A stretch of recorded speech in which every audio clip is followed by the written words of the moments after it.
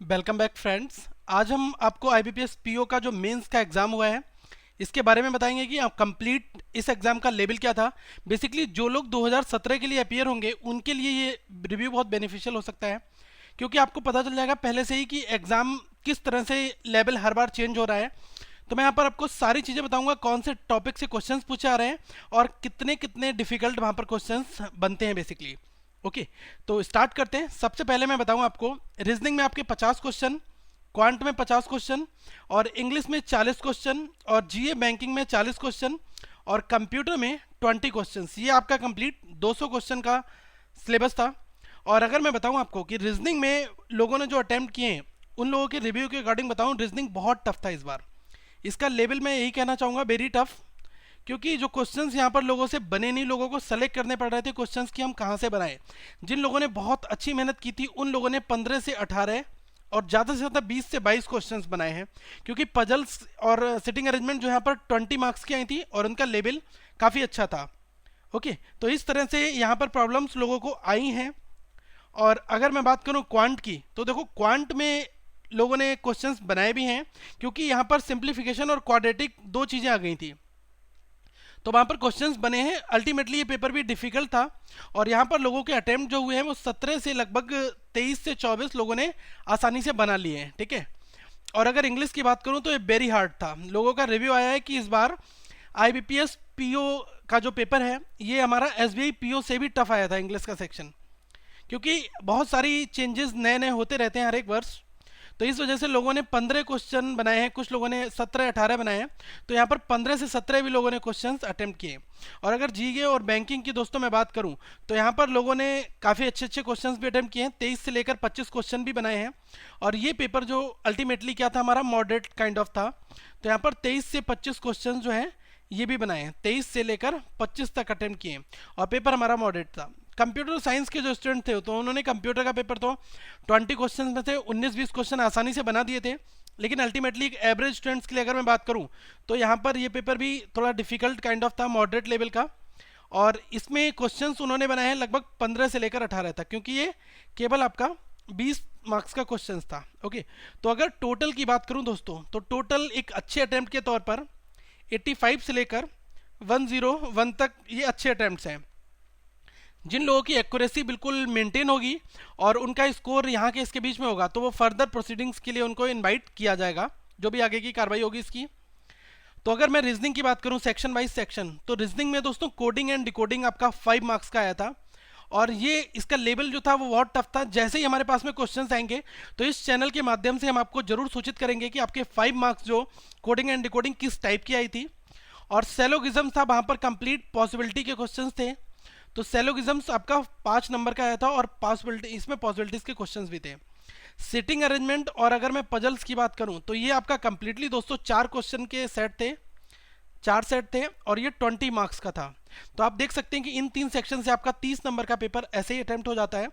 और logical reasoning जो है वो आपकी कितनी आई थी, 10 मार्क्स की, 10 मार्क्स की लॉजिकल रीजनिंग थी।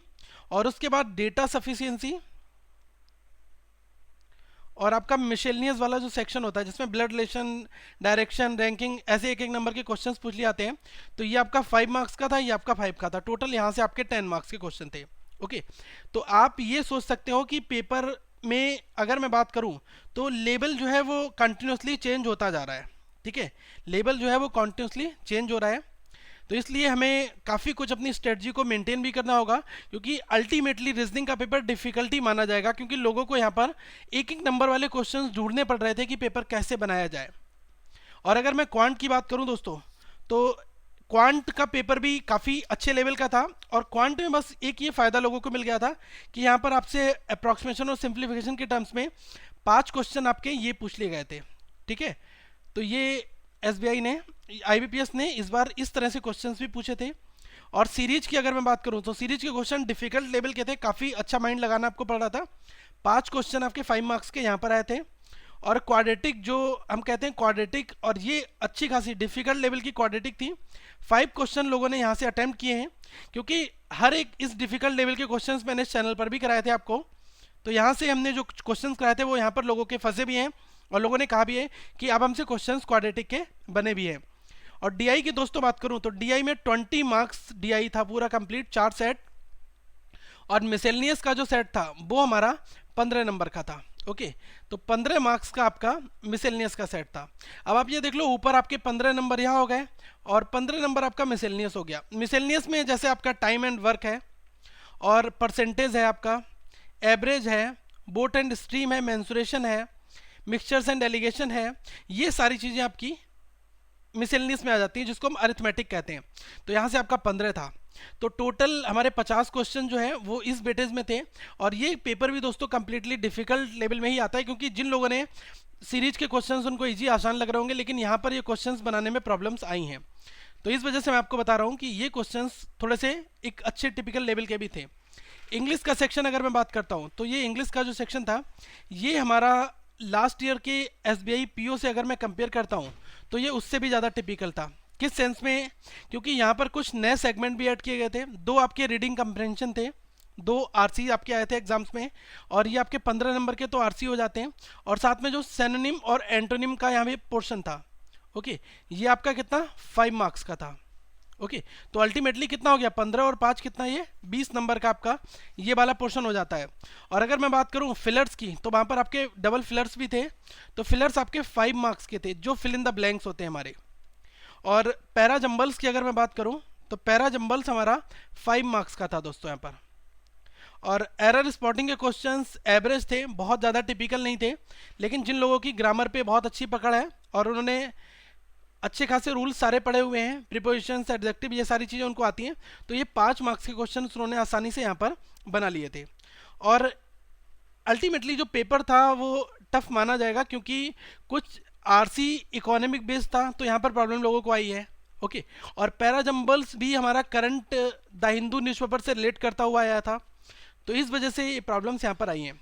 तो इंग्लिश में मैं आपको सबसे बेस्ट सजेशन यही दूंगा कि आप अगर लगातार 5 से 6 महीने इंग्लिश के न्यूज़पेपर को बहुत अच्छे से पढ़ते हैं, तो इंग्लिश का पेपर आप बहुत अच्छे नंबर से क्वालिफाई कर सकते हैं, क्योंकि यहाँ पर आप इकोनॉमिक्स और ये सारी चीज़ें आपको टर्म्स मिलती रहेंगी, और वोकैब भी आपकी स्ट्रांग होती रहेगी, क्योंकि न्यूज़पेपर्स में आप अगर अपना माइंड लगाते हैं तब। ओके, नेक्स्ट अगर मैं बात करूँ जीए बैंकिंग की बात करूँ और कंप्यूटर की यहाँ पर अगर मैं बात करूँ, तो दोस्तों जीए बैंकिंग में लास्ट के 3 से 4 मंथ का जीए जिन लोगों ने किया हुआ था उनके काफ़ी अच्छे नंबर्स यहाँ पर बनेंगे। और जो आरबीआई की न्यूज़ थी और जो बैंकिंग के एप्लीकेशन लॉन्च हुए थे, बैंकिंग की न्यूज़ थी, ये कम्प्लीटली इस एग्जामिनेशन का पार्ट थे, तो ये क्वेश्चंस भी आपके एग्जाम्स में बने थे। ओके, और जिन लोगों ने बैंकिंग अच्छे से किया हुआ है तो ये सारे क्वेश्चंस उन्होंने आसानी से यहाँ पर बनाए हुए भी हैं।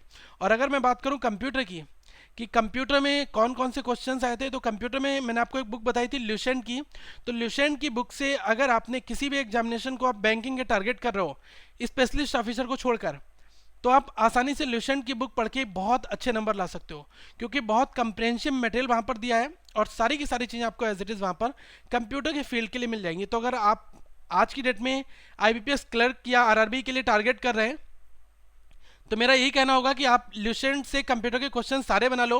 बेसिक फंडामेंटल कंप्यूटर की हिस्ट्री के क्वेश्चंस वहाँ पर अच्छे दिए हैं और लेटेस्ट क्वेश्चंस भी हैं, तो आप वहाँ से बनाएंगे तो आपको ये फ़ायदा मिलेगा। ओके, सो फ्रेंड्स, यही मैं कहना चाहूँगा कि जो लेटेस्ट इन्फॉर्मेशन ये है कि आप अगर 2017 के लिए टारगेट कर रहे हैं, तो आप ये मान के चलें कि आप स्पीड टेस्ट और द हिंदू न्यूज़पेपर और इंग्लिश की पर डे रिवीजन आपको इस एग्जाम्स में रेस में वापस ला सकती है। लोग यही 3 चीज़ों में 10% अपना कंट्रीब्यूशन देते हैं, बाकी 90% वो मैथ और रीजनिंग पढ़ने में लगा देते हैं। तो इस वजह से मैं कहना चाहूँगा कि इस वाले पोर्शन के ऊपर आप कम से कम 70% प्रैक्टिस करो, लेकिन इस 90% जो आपका थ्योरी बेस्ड पोर्शन है, इसको आप फिनिश कर लो। उसके बाद 2 से 3 महीने बहुत ढंग से प्रैक्टिस करो, तो आपको यहाँ पर ये काफ़ी अच्छे नंबर यहाँ पर मिल जाएंगे। Okay, so wish you all the best for your upcoming examination. Thank you friends, have a good day.